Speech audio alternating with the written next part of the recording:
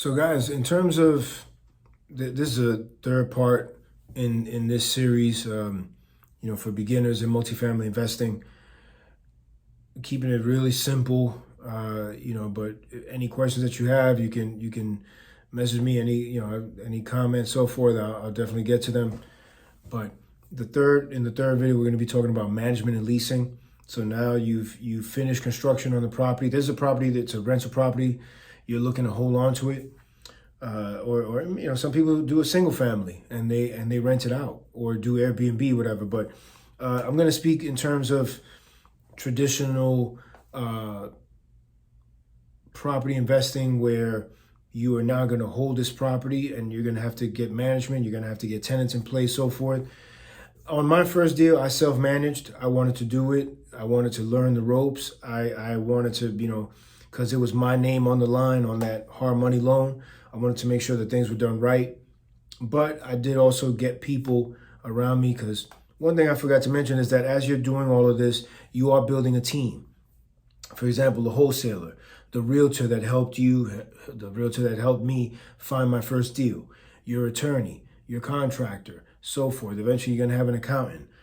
You're gonna build out your team of people, handyman, so forth.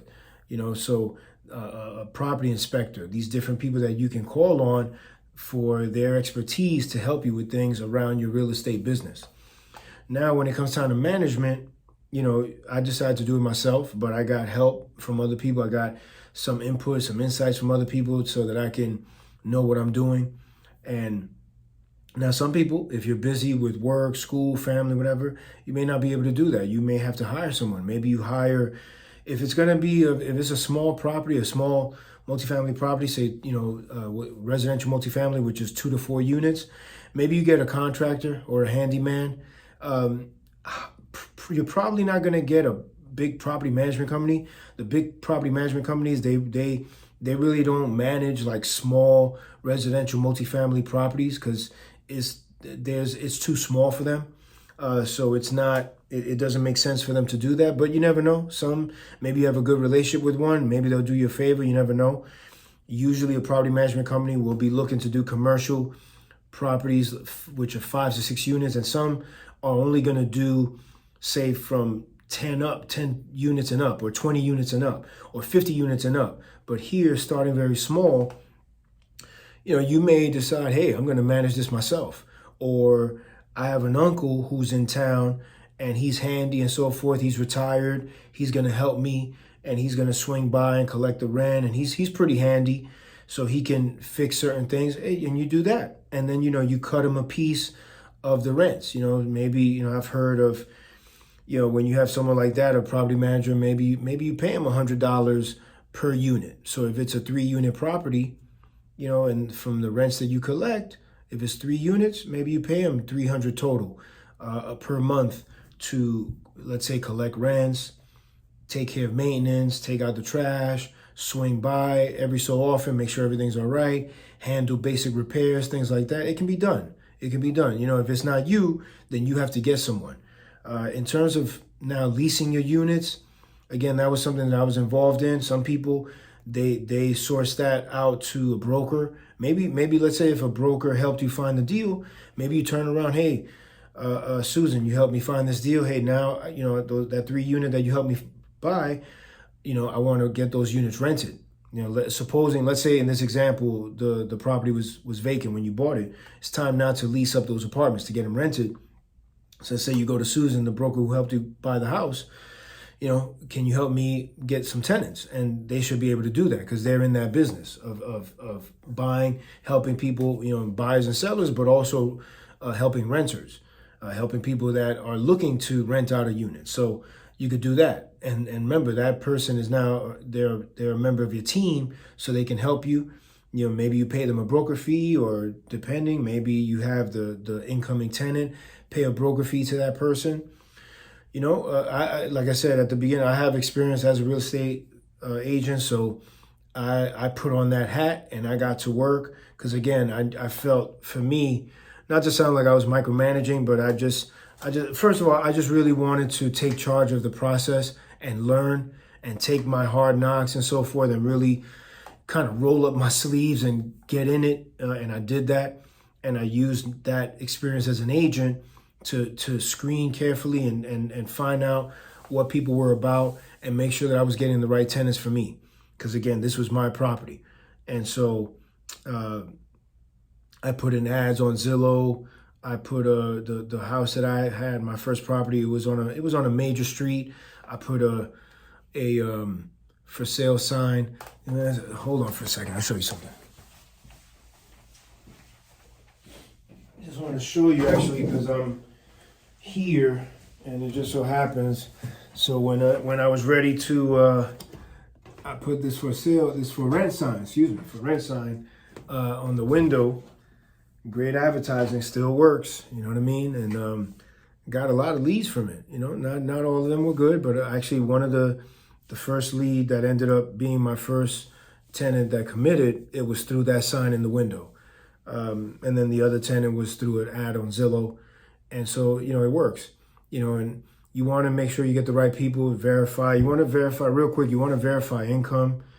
You want to call that employer or whatever it is. If they're on some kind of subsidy, you got to verify that. Verify their tenant background. You know what I mean? Find out from their current or past landlord what kind of tenant they were. That's important. There are also services if you want. I mean, if you have your broker do it, you can have a broker do it, and they'll take care of background credit. You also have sites that I'm not going to name any right now, but you know, you have sites that you can Google this. Google is your friend.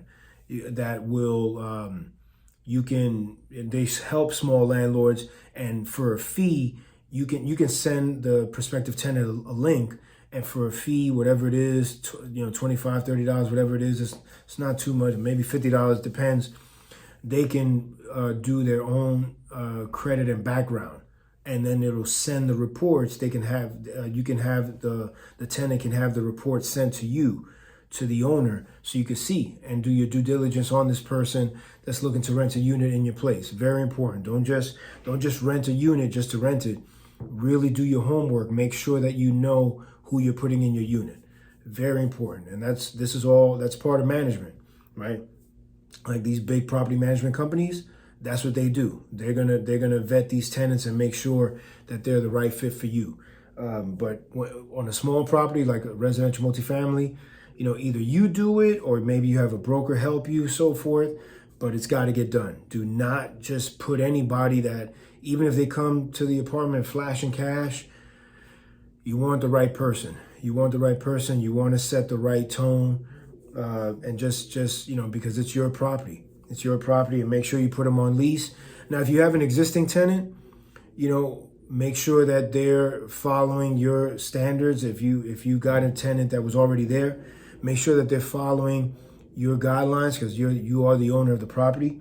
And if they're on a month-to-month lease, you got to see, right? Check them out, see how they are. Do you want to have them on and on a lease? If not, you got to make that decision and let them know what time. Also, find out in your city, town, what are the laws? What are the rental laws, right? What's the procedure if you have to start an eviction process? All of these things. That's very important. Hopefully, you don't have to get to that, but you should know. You should know. And again, this is where you want to rely on your team, with a broker, an attorney, a real estate attorney, maybe the same attorney that helped you buy the property. You know what I mean? They can help you with this, and know what you can and can't do if you ever have to cross that bridge. Hopefully this has been helpful, guys. Like I said, if you found value, please like the video. If you want to stay tuned on what we got going on here, please subscribe. And if you haven't already, make sure that you download. In the description, I have the link for a free ebook, Cash Flow Creator. Go ahead and download it, guys. Just a lot of great information. It's a quick read. You probably sit down and in 20, 30 minutes, you'll fly through it and finish it. But it's got a lot of great information, some of which I've shared here in this mini series. And guys, I'll check you on the next one. All right. Thanks so much for watching.